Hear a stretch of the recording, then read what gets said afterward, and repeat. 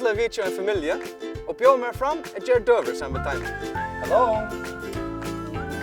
Hallo. Hei. Her alt mulig her.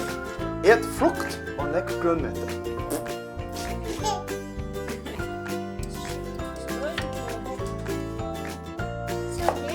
Det var det godt ut til svimbrødet, i hvert fall jeg.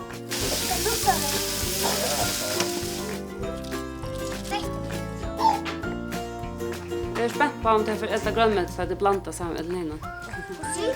Hvordan ser fiskere? Og så det bare 5 minutter.